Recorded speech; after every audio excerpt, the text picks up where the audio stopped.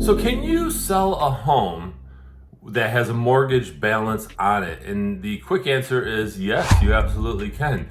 Here's what you got to consider is you got to consider how much you owe and whether or not you'll be free and clear when you go to sell the home and then pay it off. So you want to make sure that you're not underwater or that you owe, let's say, $250,000, but it might only sell for $240,000. That's not a good deal. Or if it doesn't sell for more than, let's say, 10 grand over, you're still gonna have to come to closing with a check, because it's going to cost you with fees and everything. It will actually cost you more. So you want to make sure that you have enough equity to actually sell your home. And so how do you sell a home with a mortgage? Well, I put together a checklist here for you. First and foremost, you want to make sure that you find out the remaining loan balance. And this is a simple phone call to your current lender that holds the mortgage on your property.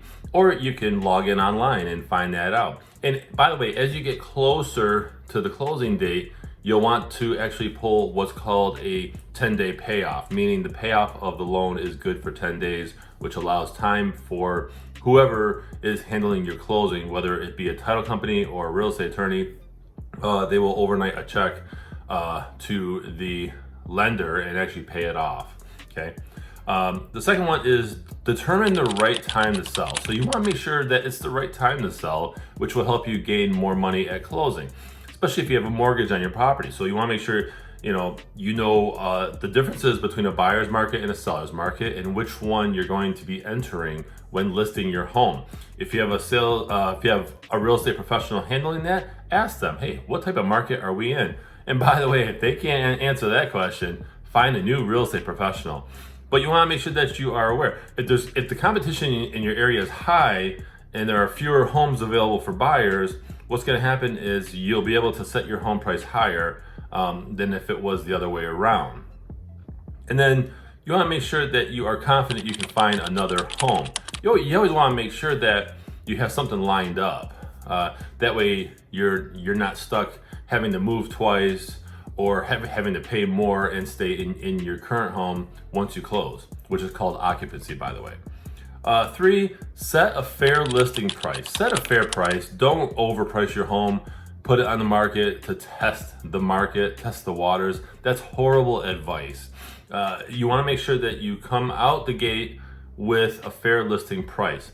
And I'll tell you why, because subsection A of number 3 here is you'll have a better chance of getting multiple bids, right? You want multiple bids, you want people fighting over it. Think eBay. You put something on eBay for a fair price, and what happens is usually people fight over it and then it drives the price up a little bit. That's a good idea, okay?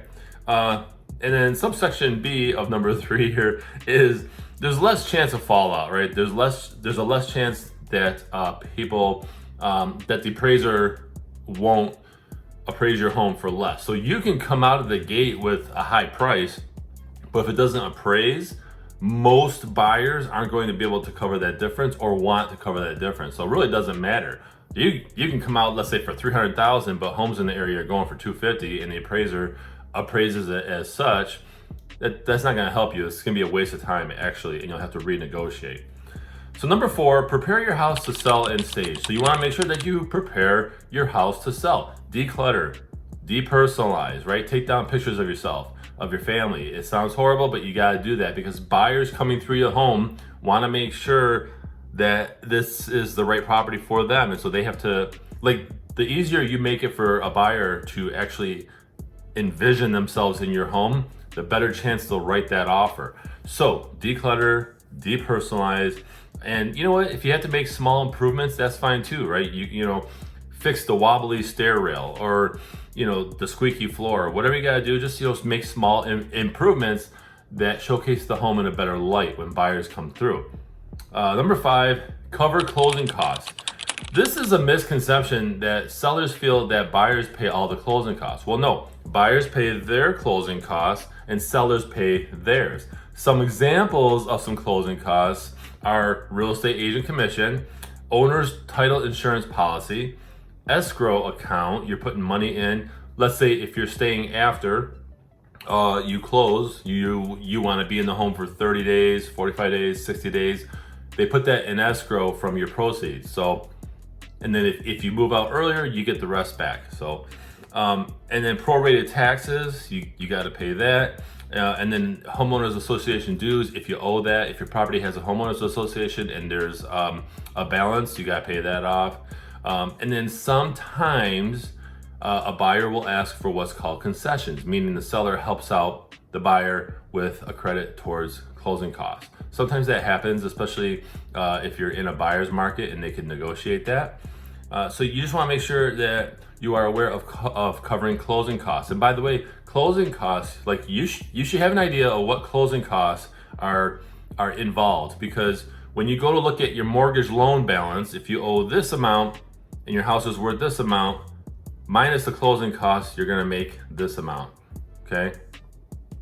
You like my little hand graph there. But it's true, you wanna make sure.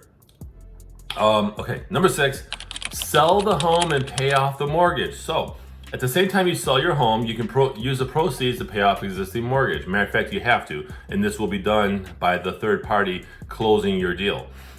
They will overnight a check to the lender, and then within 30 days you get a payoff letter that says, or rather not a payoff letter, but a letter, it's actually a lien release that says you paid off your mortgage, thank you very much, and you want to hold on to that, okay? So number 7, keep the remaining funds from the sale. This is the fun part. This is what every seller likes, is if you're making money from your sale, you get that nice cashier's check, or you get the money wired into your account. And many times it's a pretty good chunk of change. So that's the most favorite part of a closing, is that a seller gets to get all that money. However, you gotta talk to your tax professional about that. So I want to dive into a little bit about whether or not you could sell a home with negative equity. And this is what I was talking about in the start of this episode, about if you are underwater, right? If you owe more than what your house is worth. So having negative equity means you owe more on your home than it's worth. That's the official definition of negative equity. And so it's completely possible to sell your home this way. However, you got to pay off the difference. You have to come to closing with that additional money. So if you have money in savings or wherever it's at, in an investment that you can pull, you would have to do that. And sometimes people have to do that. Sometimes people have to do that. They have to move. If it's a divorce situation, they have to get out. Whatever the case is, there are times where that has to happen. So basically, can you sell a home that has a mortgage balance on it? Absolutely. Matter of fact, it's common. Probably the majority of people that close, and this is my guesstimate, is that they have a mortgage on their home and they have to use the proceeds from one home, their current home, to buy another home. So I hope you found this episode valuable. Please share your thoughts in the comments. What do you think? Otherwise, I'm Jason Gelios, Michigan Realtor, and I appreciate you watching.